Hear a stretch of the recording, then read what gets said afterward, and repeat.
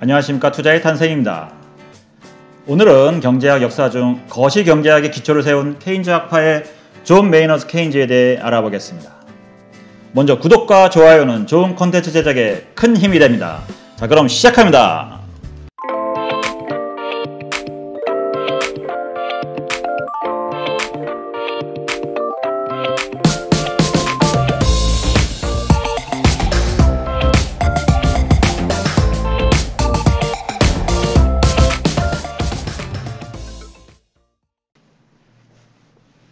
(1929년) 대공황 이후에 새로운 경제학의 필요성이 대두되게 됩니다. 그때 나타난 이가 있었으니 존 메이너드 케인즈, 거시경제학의 새로운 지평을 연 케인즈였습니다. 그는 1883년 영국 케임브리지에서 출생하였고 아버지는 저명한 논리학자이며 어머니는 유력 정치인이었습니다. 결국 금수저였다는 얘기죠. 그는 이튼 스쿨에서 졸업을 하고 케임브리지 킹스 칼리지에서 공부를 했습니다.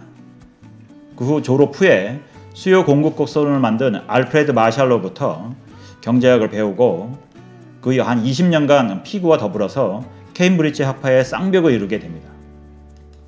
그는 영국 최고의 경제단체인 왕립학회의 로얄 이코노믹 소사이어티의 서기를 역임하였고 이코노믹 저널의 편집장을 역임하여 세계적인 권위의 경제학 잡지로 육성하게 됩니다. 그는 러시아 출신의 미녀 발레리나와 결혼을 하였는데 대공황 시절에서도 주식 투자로 자산을 크게 불렸습니다. 그래서 그의 유명한 투자 조언 중에 미인대회 우승자를 맞추려면 내가 예쁘다라고 생각하는 사람이 아니라 사람들이 예쁘다라고 할 것 같은 사람을 골라야 한다라는 유명한 말을 남기게 됩니다. 이는 지금도 통용되는 그 투자론의 명언이 되겠습니다. 그 당시는 미시경제학, 즉 개개인의 경제 주체가 시장에서 어떤 활동을 하는지를 분석하는 학문이 주류를 이루었었는데 케인즈를 기점으로 해서 국가경제의 전체적인 움직임을 분석하고 정부 정책을 논의하는 학문으로서 거시경제학의 기초를 닦게 됩니다. 경제학의 3대 바이블이 있습니다. 아담 스미스의 국부론, 칼 마르크스의 자본론, 그리고 존 메이너드 케인즈의 고용이자 화폐의 일반 이론이 바로 그것입니다. 그 당시 경제학의 아버지라고 불렀던 고전학파의 경제학자인 아담 스미스는 개인의 이기심을 따르는 것이 합리적인 선택을 하게 해주는 것이다. 즉 보이지 않는 손에 의해서 사회는 가장 합리적인 상태로 나아간다는 그런 주장을 하였고 이게 가장 일반적인 경제학이었습니다. 즉 시장을 통해서 경제 활동이 조정된다는 그런 내용이 있습니다. 그는 국부의 성격과 요인들에 관한 연구, 즉 국부론에 대해서 아주 자세히 설명을 해놨습니다. 그때까지는 고전학파의 아담 스미스의 이론이 주력이었는데 존 메이너드 케인즈는 시장은 불완전하기 때문에 공급과 수요에 괴리가 있을 거라고 생각을 했습니다. 그래서 정부가 시장에 적극 개입을 해서 수요와 공급의 불균형을 해결해야 한다라고 주장을 하였고 그렇게 함으로써 경제가 건강한 상태로 회복할 수 있다라고 주장했습니다. 즉 그는 그 당시만 해도 경제학이 이론에 치우쳐져 있었으나 현실에 어떻게 적용할 것인지에 대해서 많은 노력을 했던 분입니다. 각 개인이 합리적인 선택을 했을지라도 사회 전체가 모였을 때는 비합리적일 수 있다. 그래서 이분이 가장 주요 이론인 유효 수요 이론, 즉 물건을 살 수 있는 사람이란 뜻인데요. 구매력이 없는 사람들에게 구매력을 만들어서 유효 수요를 만들어야 한다라고 주장했고 아담 스미스의 보이지 않는 손을 기다리기만 하면 안 된다고 했습니다. 그는 관료로서도 역량을 크게 발휘를 했는데 1915년부터 19년까지 재무성에 관계하여 제1차 대전 후에 강화회의에 재무성 수석 대표로 참석하게 됩니다. 강화 조약 중에 특히 배상안의 모순에 대해서 지적을 하였는데 독일의 배상금 지불이 세계 경제 발전의 화근이 된다라고 지적을 했습니다. 하지만 그의 제안이 채택되지 않았습니다. 그러자 케인즈는 사임을 해버리고 말죠. 즉 2차 세계대전을 예언한 것입니다. 패전으로 피폐해진 독일에게 엄청난 규모의 배상금을 물리게 되면 그렇지 않아도 궁핍한 독일인의 생활 형편이 더 열악해질 것이 분명한데, 그렇게 되면 궁지에 몰린 독일 지도부가 대중을 선동해서 또다시 전쟁을 일으킬 수 있을 가능성이 높다라고 주장을 했습니다. 하지만 그의 주장은 채택되지 않았습니다.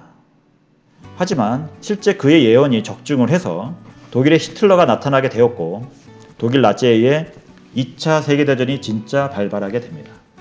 2차 세계대전 이전에는 세계 열강이 1차 세계대전으로 막대한 통화량이 필요해지자 금태환을 일시 정지해버리고 현금을 마구 찍어내기 시작했습니다. 그로써 그 근본위제로 통하는 공통의 화폐 통화 제도가 무너지게 되는 것이죠.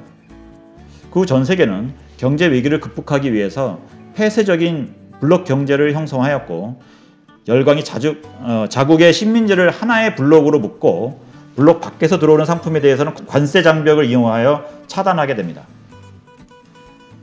하지만 수출이 막히고 경기 침체가 발생을 해서 경제가 더욱 어려워졌습니다. 그래서 결국에 2차 세계대전이 일어나게 되는 것이죠.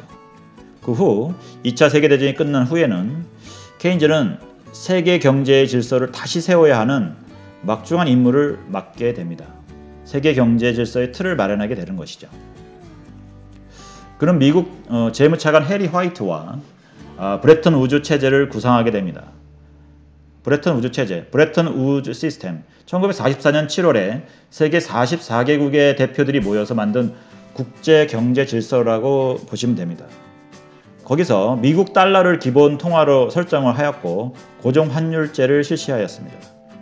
무역 자유화를 지향하고 후진국의 경제 발전에 도움을 준다라는 것이 목표로 제시됐습니다.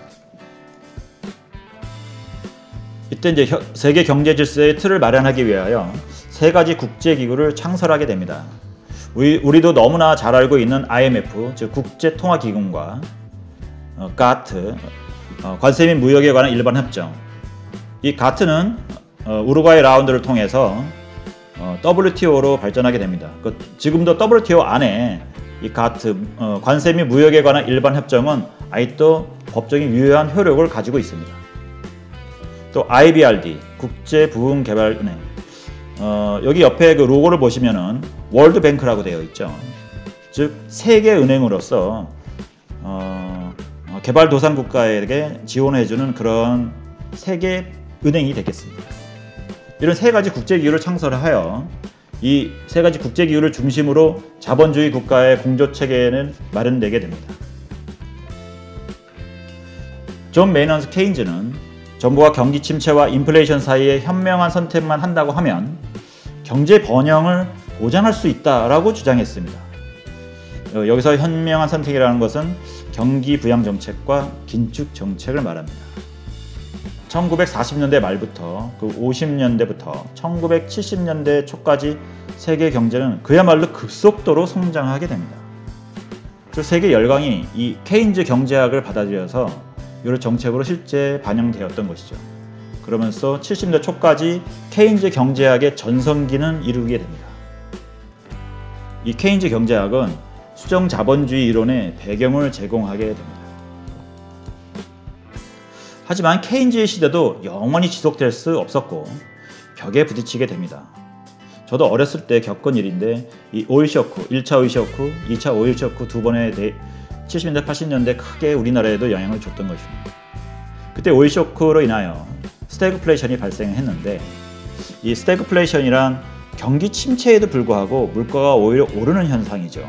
그 당시 경제 이론으로서는 설명할 수 없었던 것입니다. 이때 70년대, 80년대를 말하면서 더 그레이트 인플레이션 시대라고 부릅니다. 이 스태그플레이션에 대해서는 제가 올린 영상 오징어 게임은 NO, 인플레 게임이라는 이 영상을 참고하시면 많은 도움이 되실 겁니다. 그 당시 그 스태그플레이션에서 세계 열강들이 벗어나기 위해서 노력을 많이 했는데, 그때 나타난 이가 있으니 프리드리히 하이에크입니다. 이는 오스트리아 학파, 시카고 학파로서 그 당시 케인즈 이론에 의한 개개인은 합리적인 판단을 못하므로 정부가 나서야 한다라는 이 케인즈 이론에 대항하여 자유주의 경제체제를 옹호하게 됩니다. 하이에크는 신자유주의의 사상적 아버지로 불리우게 됩니다. 정부가 개입하는 것이 오히려 문제를 키운다. 그래서 그 정부 실패에 대해서 주장을 하게 됩니다. 그는 1974년도 노벨 경제학상을 수상하였고, 이 하이에크 사상을 적극 받아들인 미국의 로널드 레이건 대통령과 영국의 마거렛 대처 수상이 하이에크 사상을 실제 경제 정책에 펼침으로써 세계 경제는 그야말로 스태그플레이션에서 점차 벗어나기 시작합니다. 지금까지 세계 경제 질서의 틀을 마련한 존 메이너드 케인즈에 대해서 알아봤습니다. 다음 영상에서는 방금 말씀드린 프리드리히 하이에크에 대해서 자세히 알아보겠습니다. 긴 영상 시청해 주셔서 감사합니다. 구독과 좋아요는 좋은 영상 제작에 큰 힘이 됩니다. 감사합니다.